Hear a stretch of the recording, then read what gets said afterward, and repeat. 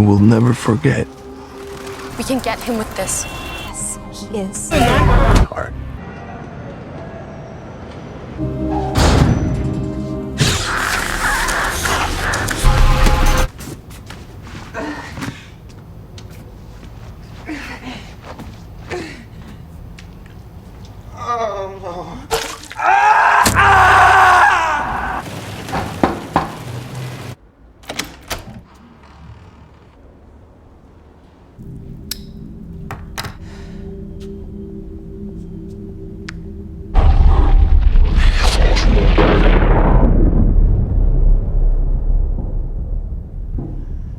Come on, just sit down. What's going on?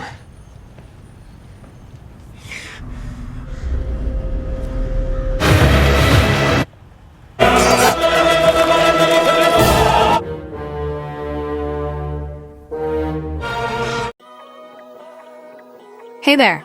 Welcome back to another movie recap. Today we're diving into a film that's all about love, loss, and some seriously dark vengeance. I've picked out some important scenes from The Crow that will really help you understand the heart of this story, and while you watch those parts, I'll be guiding you through it. Alright, let's jump right into it. The movie kicks off with a tragedy that honestly makes you feel everything from the start. Eric Draven, a musician, and his fiancée, Shelly, are planning their wedding when, out of nowhere, their lives are violently ripped apart. It's the night before Halloween, a night known as Devil's Night, when chaos hits the streets.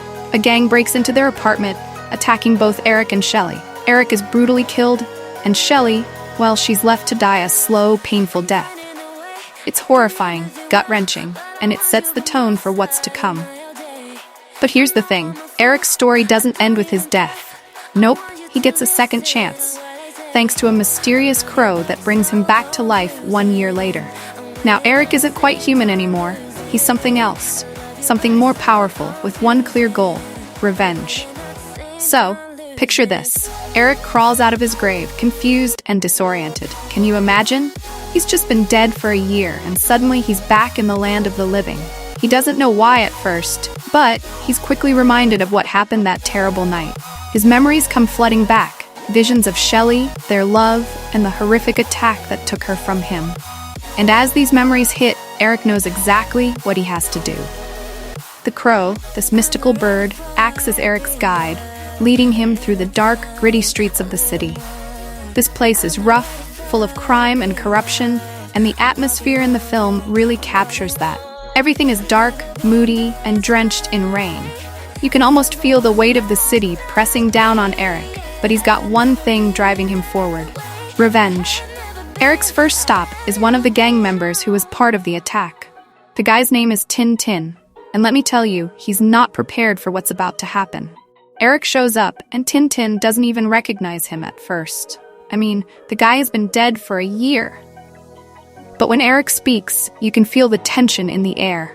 He doesn't just come out swinging, he's calm, almost eerie.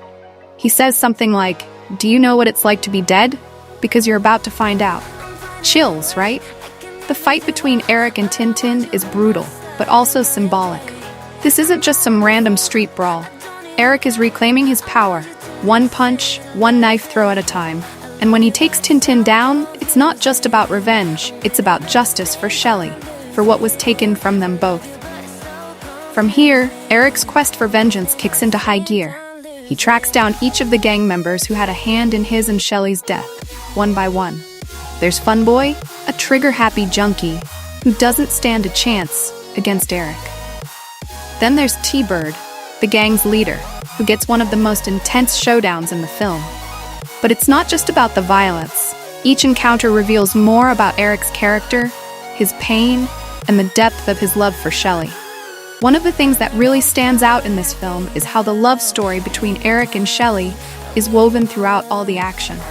Even in the darkest moments, you get these flashbacks of them together, laughing, kissing, planning their future. It's these memories that fuel Eric's mission. He's not just out for blood, he's fighting for the love that was stolen from him. Hey there, fellow. I hope you're enjoying this video so far. I wanted to take a quick moment to ask you what you think of this video so far. If you're liking it, be sure to give it a thumbs up, and if you haven't already subscribed to my channel, now's the perfect time to do it. By subscribing, you'll stay up to date on all my latest videos and updates, and you'll get to see even more awesome content. So what are you waiting for? Subscribe. Thanks for watching.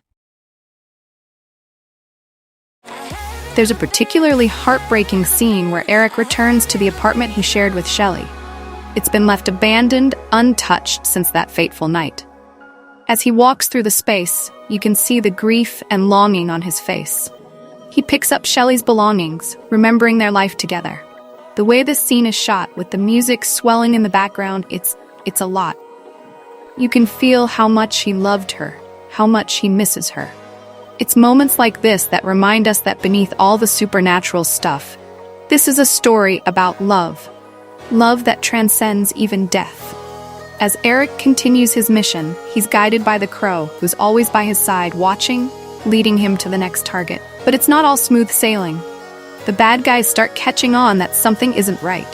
They realize Eric isn't just some regular guy. They shot him, stabbed him, and yet he keeps coming back. There's this whole supernatural element to the story that adds to the tension. The more they try to kill him, the more unstoppable he seems. But even though Eric can't die in the traditional sense, he can still feel pain. And oh, does he feel it. Now, let's talk about the big showdown, Eric versus Top Dollar.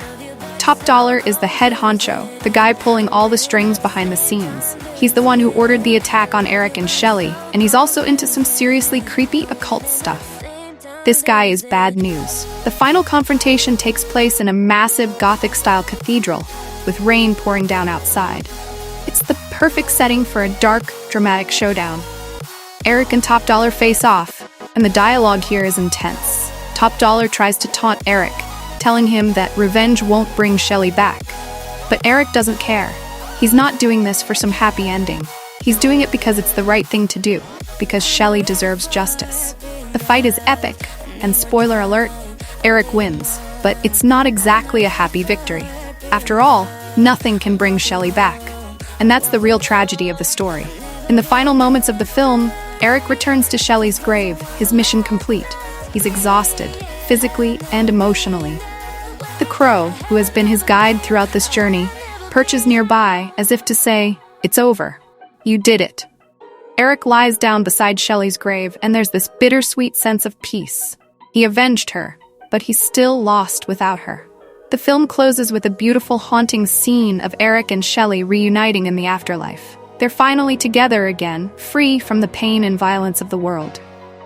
It's a poignant ending, reminding us that while love can be taken from us in life, it endures in death. And that, my friends, is The Crow. It's a dark, moody, and emotional film that blends love, revenge, and the supernatural in a way that just sticks with you. Eric's journey is one of pain, but also of love that refuses to die. I hope this recap gave you a sense of the powerful themes and emotions that run through the movie. Thanks for watching, and I'll catch you next time.